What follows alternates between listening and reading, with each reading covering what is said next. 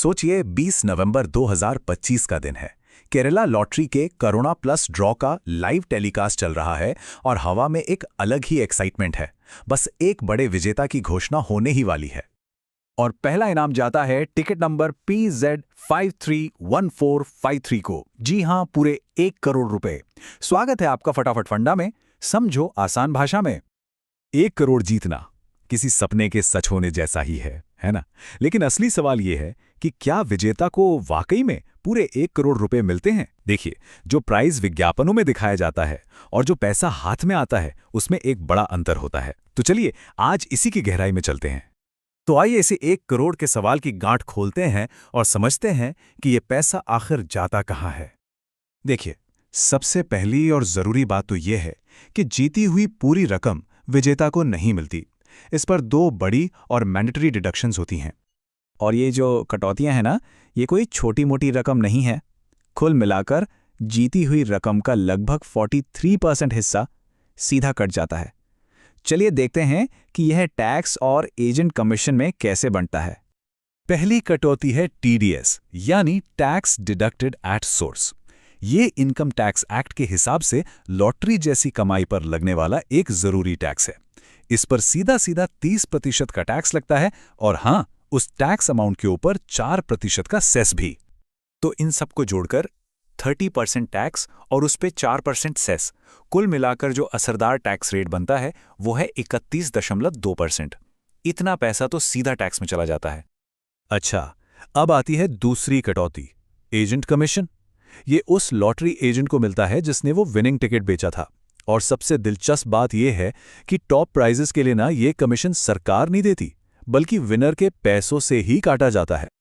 पहले 3 प्राइजेस के लिए ये एजेंट कमीशन है पूरे 12%। सोच के देखिए, एक बड़ी रकम सीधे सीधे जीती हुई अमाउंट से निकल जाती है।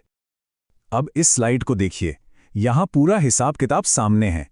21.2% टैक्स और 12% एजेंट कमीशन, दोनों मिलाकर हो जाता है 43.2%। मतलब आपकी जीती हुई रकम का लगभग आधा हिस्सा तो इन कटौतियों में ही चला गया। तो अब आते हैं सबसे बड़े सवाल पर। इतनी सारी कटौतियों के बाद आखिर विनर के बैंक अकाउंट में कितना पैसा आता है? चलिए देखते हैं। चलिए इस टेबल को आराम से समझते हैं। 1 करोड़ की जीत में से सबसे पहले 12 लाख रुपए एजेंट कमीशन के कट गए, फिर 31,20,000 रुपए टैक्स के कट गए।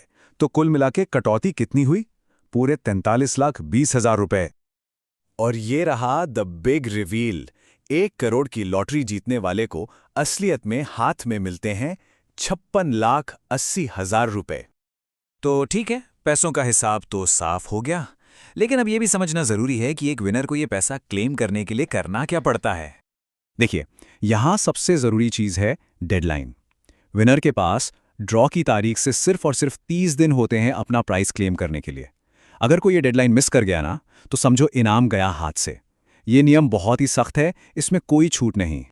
बड़े प्राइजेस क्लेम करने का प्रोसेस इन 3 आसान स्टेप्स में समझ सकते हैं। पहला, जीतते ही टिकट के पीछे अपना नाम और साइन कर दीजिए। दूसरा, सारे जरूरी डॉक्यूमेंट्स इकट्ठे कीजिए। और तीसरा, टिकट और डॉक्यूमेंट्स को तिरुवनंतपुरम में स्टेट लॉटरीज के डायरेक्टर को जाकर दे दीजिए। और ये रहे वो जरूरी डॉक्यूमेंट्स जिनकी आपको जरूरत पड़ेगी।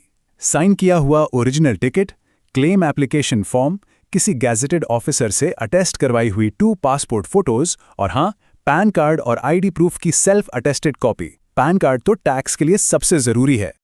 तो चलिए अब थोड़ा सा जूम आउट करते हैं और इस पूरे सिस्टम की हिस्ट्री, इसका मकसद और इसकी क्रेडिबिलिटी को समझते हैं। ये जो आप देख रहे हैं, ये केरल सरकार का ऑफिशियल लोगो है। ये इस बात का सबूत है कि ये लॉटरी सिस्टम पूरी तरह से सरकारी है, कोई प्राइवेट स्कीम नहीं। इसका इतिहास भी काफी पुराना है। सोचिए, 1967 में इसे शुरू किया गया था ताकि स्टेट के लिए लोगों पर बिना सीधा टैक्स लगाए रेवेन्यू जनरेट किया जा सके। फिर 1998 में सेंट्रल गवर्नमेंट ने इसके लिए कानून भी बनाया और आज तक ये स्टेट के लिए रेवेन्यू का एक बहुत बड़ा जरिया है। ये स्लाइड देखिए, इससे साफ पता चलता है कि फर्स्ट प्राइज भले ही बहुत बड़ा हो, लेकिन उसके अलावा भी कंसोलेशन प्राइज से लेकर 9th प्राइज तक सैकड़ों छोटे छोटे प्राइज भी दिए जाते हैं ताकि ज्यादा से ज्यादा लोगों को कुछ ना कुछ जीतने का मौका मिले। अच्छा, एजेंट कमीशन को लेकर एक बहुत बड़ा फर्क है जो समझना जरूरी है। जो बड़े नाम है ना, जैसे पहला, दूसरा, तीसरा, उनमें कमीशन विनर के प्राइज मनी से काटा जाता है, लेकिन जो छोटे प्राइज हैं उनका कमीशन सरकार अपने फंड से देती है। ये एक पॉलिसी डिसीजन है ताकि इसकी लागत बड़े विनर्स पर डाली जा सके।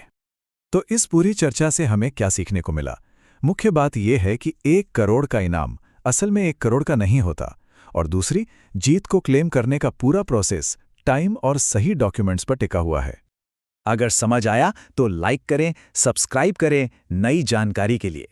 कमेंट्स में अपने सवाल पूछें। धन्यवाद।